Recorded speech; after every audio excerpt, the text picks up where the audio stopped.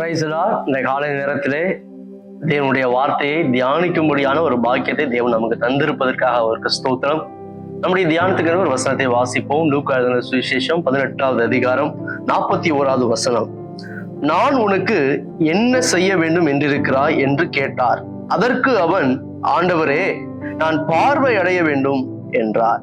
இந்த இடத்திலே ஆண்டவர் ஒரு மனிதனை பார்த்து கேள்வி கேட்கிறார். நான் உனக்கு என்ன செய்ய வேண்டும் என்று சொன்ன உடனே, கேட்ட உடனே அதற்கு அந்த எதிரில் இருந்த மனிதன் சொல்கிறான், நான் பார்வை அடைய வேண்டும் என்று சொல்கிறார்.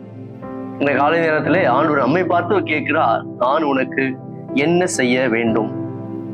ஒரு முறை ஒரு இளம் வாலிபன் அவனுடைய வாழ்க்கையிலே மிகப்பெரிய போராட்டத்தை சந்தித்து வருத்தத்தோடு வேதனையோடு அடுத்து என்ன செய்வது என்று தெரியாமல் தனக்கு யாராவது ஒருவர் நல்ல ஆலோசனை கொடுத்தால், தன்னை நல்லா கைட் பண்ணா நல்லா இருக்குமே என்று நினைத்து அவன் வேதனையோடு இருந்தான். ஒரு முறை ஒரு அருகில் இருந்த சபையை பற்றி கேள்விப்பட்டு அந்த இடத்துக்கு போய் அந்த போதகரிடம் ஆலோசனை கேட்போம் என்று சொல்லி போனான்.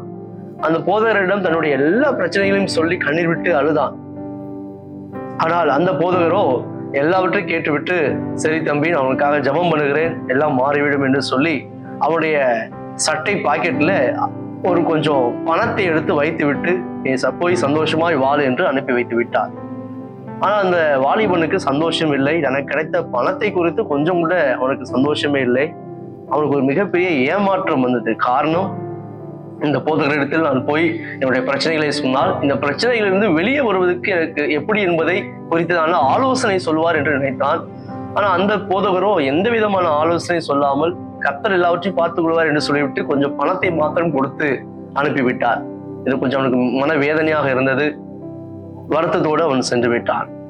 எதுக்கு இதை சொல்கிறேன் என்று சொன்னால், இன்றைக்கும் நிறைய நேரத்திலே நம்மிடத்தில் அநேக நன்மையை கேட்டு நன்மை எதிர்பார்த்து வருகிறார்கள்.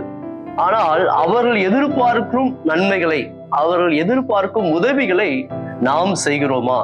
அதான் ரொம்ப ரொம்ப முக்கியம். நம்ம நிறைய நேரத்துல உதவி செய்யணும்னு நினைக்கிறோம், மற்றவங்களுக்கு எதையாவது ஹெல்ப் பண்ணணும், கொடுக்கணும் அப்படிலாம் நினைக்கிறோம். ஆனா நம்ம இடத்தில் உதவி கேட்டு வரக்கூடிய நபர்களுக்கு அவருடைய இருதயத்தின் நினைவுகளை, அவர் எந்த உதவிகளை எதிர்பார்த்து வந்திருக்கிறார்களோ அந்த உதவிகளை நாம் செய்கிறோமா என்பதை கொஞ்சம் ஆராய்ச்சி செஞ்சு பார்க்கணும். ஆண்டவராகிய இயேசு உயிரோடு வாழ்ந்த காலகட்டத்துல அவர் பிரயாணம் பண்ணி கொண்டிருக்கும் போது ஒருவன் இயேசுவை நோக்கி கூப்பிடுகிறான், தாவீதின் குமாரனே, எனக்கு இறங்கும் என்று சொல்லி. காரணம், அவன் ஒரு பிச்சைக்காரன், அவனுக்கு கண்ணு தெரியாது, அவன் பிச்சை கேட்டு கொண்டிருக்கிறான். வர போகிற மனிதனிடத்தான் பிச்சை கேட்பான். ஆனா அன்றைக்கு இயேசுவை பற்றி கேள்விப்பட்டு அவன் இயேசுவை நோக்கி கூப்பிடுகிறான். ஆனா இயேசுவும் அந்த இடத்துல நின்று உடனடியாக பக்கத்துல இருக்கவங்களுடைய பணப்பையிலிருந்து காசை எடுத்து கொடுக்கவே இல்லை. ஏனென்று சொன்னால் இயேசுவுக்கு தெரியும் இவனுக்கு தேவை பணம் இல்லை, வேறேதோ இவனுக்கு தேவை என்பதை அவர் உணர்கிறார். உணர்ந்து அவர் உணர்கிற அற்புதத்தையும் அவர் செய்யவில்லை.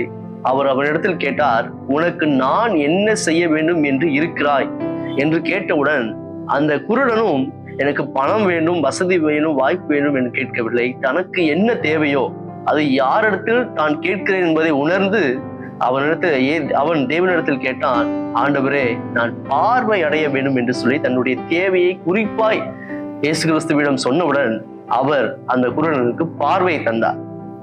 இதே போல நம்முடைய தேவை என்ன என்பதை தெளிவாய் நாம் தேவனுக்கும் தெரியப்படுத்த வேண்டும், பிறருக்கும் தெரியப்படுத்த வேண்டும். அதே நேரத்தில் நம்மிடத்தில் உதவி கேட்டு வருகிற நபர்களுக்கு அவர்களுக்கு என்ன தேவை என்பதை கேட்டு அறிந்து அதன்படி உதவி செய்வோம் என்று சொன்னால் அது அவர்களுக்கும் பிரயோஜனமா இருக்கும். உதவி செய்கிற நம்மையும் தேவன் கனப்படுத்துவார், ஆசீர்வதிப்பார். எனவே என்ன தேவை என்பதை உணர்ந்து நாம் நன்மை செய்வோம். நிறைய நேரத்துல உதவி செய்யணும், நன்மை செய்யணும், எதையாவது கொடுக்கணும்னு சொல்லி நம்ம நிறைய நேரத்துல நம்முடைய உதவிகளை வீணாக்கி விடுகிறோம். இல்லை, யாருக்கு எப்பொழுது எதை செய்ய வேண்டுமோ அதை குறிப்பாய் அறிந்து செய்வோம் என்று சொன்னால் அந்த உதவியே மிகப்பெரிய உதவியாக இருக்கும். நிறைய நேரத்துல நம்ம கொடுக்கிற பணம் பெரிய உதவியா இருக்காது. சில பேர் நம்ம இடத்தில் ஆறுதலான வார்த்தைகளை தேடி வருவாங்க. சில நேரத்துல நம்ம கூட உட்கார்ந்து சில நேரத்துல பேசினாலே அவங்களுக்கு போதுமானதா இருக்கும். அப்படிப்பட்ட காரியங்களை உணர்ந்து ஆலோசனை சொல்ல வேண்டிய நேரத்துல ஆலோசனை சொல்லுவோம். உதவி செய்ய வேண்டிய நேரத்துல பணத்தால், பொருளால் உதவி செய்ய வேண்டிய நேரத்துல உதவி செய்வோம். அவர்களுடைய உதவிகளை குறிப்பாய் அறிந்து செய்யும் போது நிச்சயமாய் அது ஆசீர்வாதமானதாக, பிரயோஜனம் உள்ளதாக இருக்கும். எனவே இந்த காலை நேரத்துல பிறருடைய எண்ணங்களை அறிந்து தேவைகளை அறிந்து உதவி செய்வதற்கு நம்மை அர்ப்பணிப்போம். அதே நேரத்தில் நம்முடைய தேவைகளையும் தெளிவாய் தேவனுக்கு தெரியப்படுத்துவோம். தேவன் நமக்கு உதவி செய்ய நம்மை ஆசீர்வதிக்க வல்லவராக இருக்கிறார். கண்களை மூடி ஜெபம் பண்ணுவோம். நல்ல தகப்பனே, இந்த காலை வேளையிலே இந்த வார்த்தை கேட்டுக்கொண்டிருக்கிற உடைய பிள்ளைகள் ஒவ்வொருவரையும் கர்த்தர் ஆசீர்வதிங்க. இப்பொழுது இதை கேட்டுக்கொண்டிருக்கிற நபர்கள் எப்படிப்பட்ட தேவையோடு இருந்தாலும் அந்த தேவைகள் எல்லாம் நீர் அறிந்து உதவி செய்வேன்படியா ஜெபிக்கிறோம். அதே போல உம்முடைய பிள்ளைகள் இடத்தில் யார் உதவி கேட்டாலும் அவருடைய தேவைகளை, இருதயத்தின் விருப்பங்களை அறிந்து சரியான உதவிகளை செய்யக்கூடிய கிருபைகளையும் ஒவ்வொருவருக்கும் தருவீராக. எல்லாரையும் ஆசீர்வதிங்க. இந்த நாள் ஒரு ஆசீர்வாதத்தின் நாளாக, மகிமை நாளாக இருக்கட்டும். இயேசுவின் நாமத்தில் ஜெபிக்கிறோம் நல்ல பிதாவே. ஆமென். Thank you. God bless you.